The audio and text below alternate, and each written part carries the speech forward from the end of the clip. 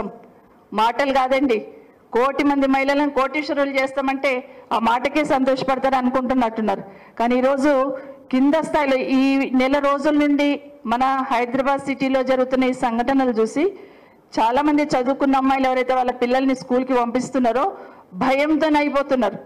అమ్మో మా పిల్లల్ని ఏమి చేస్తారో, ఎక్కడైపోతారో, ఇంకెవరైనా వెనుక పోవాలి సెక్యూరిటీ అనే కాడికి వచ్చున్నారు.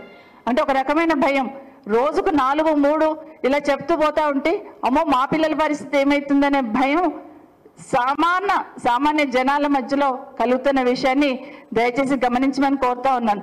ఈరోజు మేము నిరసన తెలిపే అసెంబ్లీ నడుపుతున్నప్పుడు ప్రజాస్వామ్యంలో అసెంబ్లీలో కానీ పార్లమెంట్లో కానీ ఒక వ్యక్తి పేరు తీసుకొని కామెంట్ చేస్తే వాళ్ళకు వివరణ ఇచ్చే అవకాశం ఉంటుంది.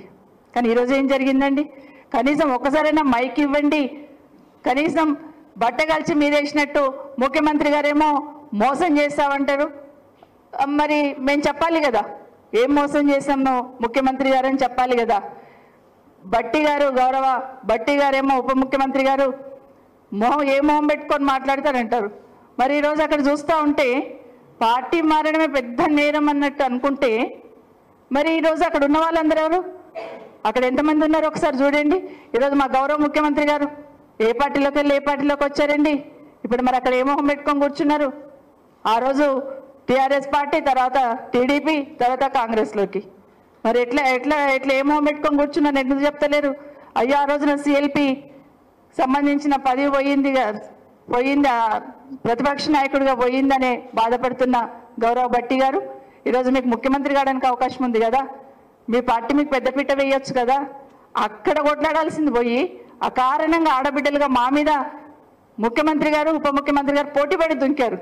సరే మాట్లాడారు, మరి వివరణ అయితే ఇవ్వాలి కదా, అది కూడా ఇవ్వలేదు.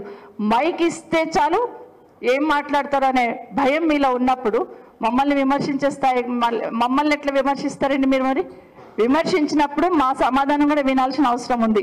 మేము ఒకటే అడుగుదాం అనుకున్నాం ఈరోజు.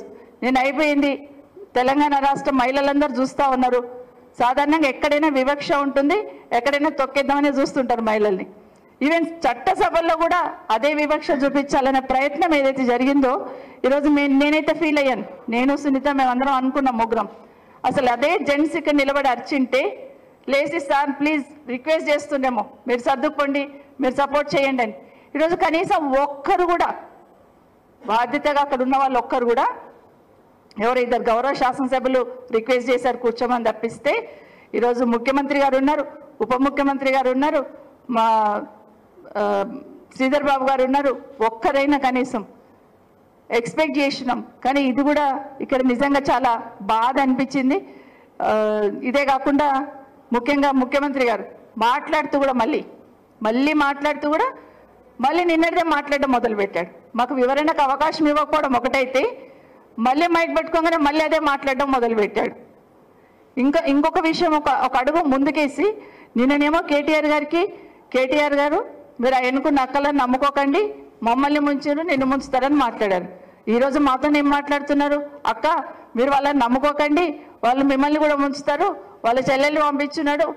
అసలు హాల్లో లేని కవిత గారి గురించి మాట్లాడడం ఏమైనా సంస్కారమా?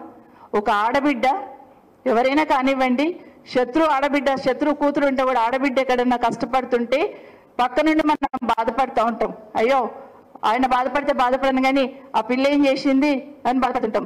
అట్లాంటిది సింపతి లేకపోగా కవిత గారి పేరు కూడా అక్కడ తీసుకున్నారు. నిజంగా తీవ్రంగా ఖండిస్తూ ఉన్నాను. ఎందుకంటే మానవత్వం లేని మాటలు మాట్లాడి అనిపించింది. ఎవరికైనా ఏ తల్లిదండ్రులకైనా బిడ్డ ఎంత బాధ అనిపిస్తుంది అనేది తెలుసు. అలాంటిది ఈరోజు అకారణంగా కవిత గారి పేరు తీసుకొని మాట్లాడడం మొదలుపెట్టాడు. ఏం చెప్తాడు? కేటీఆర్ గారిని మీరు నమ్ముకుంటే మిమ్మల్ని అవతల వాళ్ళ చెల్లెల్ని కాపాడుకోలేడు, మిమ్మల్ని ఏం చేస్తాడు అక్క, మీరు ఇక్కడ ఉంటే నయన్కున్న వాళ్ళని ఇద్దరిని ముందు సీట్లో కూర్చుని మీరు కూడా నమ్ముకోకండి అని ఇండైరెక్ట్గా మాట్లాడుతూ ఉంటే ద్వంద్వ నీతితోని ఎక్కడ అవకాశం వస్తే అక్కడ ట్విస్ట్ చేసి మాట్లాడాలని ఏదైతే ప్రయత్నం చేస్తున్న ముఖ్యమంత్రి గారు, ఆ ముఖ్యమంత్రి పదవికి ఆ హోదాకి తగదు అని ఇక్కడ నుండి మీకు తెలియజేస్తా ఉన్నాను. ఎందుకంటే దానికి ఆ పదవికి ఒక గౌరవం ఉంటుంది. ఆ గౌరవాన్ని నిలబెట్టే ప్రయత్నం చేయండి, కానీ ఎక్కడ పడితే అక్కడ దాన్ని మలిపి మాట్లాడే ప్రయత్నం అయితే చేయొద్దు. ఈరోజు మాకు సపోర్ట్గా వచ్చిన మా గౌరవ శాసనసభ్యులందరినీ కూడా ఒక్కసారి మైక్ ఇవ్వండి, ఆడబిడ్డల గొంతు వినండి అని అడుగుతున్న మా గౌరవ శాసనసభ్యులందరినీ కూడా అరెస్ట్ చేసి